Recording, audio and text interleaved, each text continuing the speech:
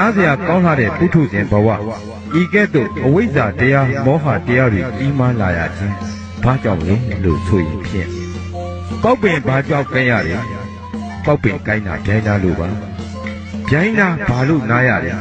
ငါပေါ်လို့နားတာပါငါဘာလို့ပေါ်တာလဲကျွဲလူးလို့ပေါ်တာပါကျွဲကဘာကြောင့်လူးတာလဲဖြုတ်ကြိုက်လို့လူးရတာပါဖြုတ်ကဘာလို့ကြိုက်တာလဲမိုးရွာလို့ပါ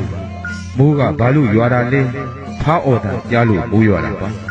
ဖားကဘာလို့အော်တာလဲမွေကြိုက်လို့ဖားအော်ရတာပါမွေကဘာလို့ကြိုက်တာလဲအစာဆာလို့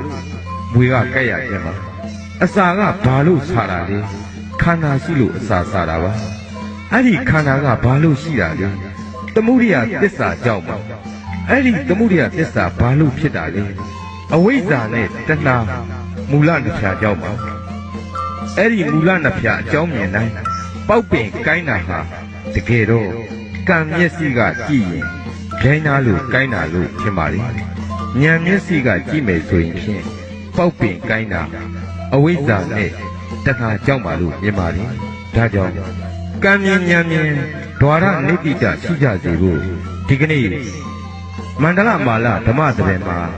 သာသနာစံပြထေရှင်ကတရားမီးမောင်းထုတ်ပြမယ်ဓမ္မသဘင်တို့နှလုံးသားကိုအလှဆင်ဖို့တရားနာကြွရောက်သွားမည်အကြောင်းလေးလေးစားစားကားတော်တရားဖိတ်ကြားအပ်ပါလေတရားချစ်ခင်သူတော်စင်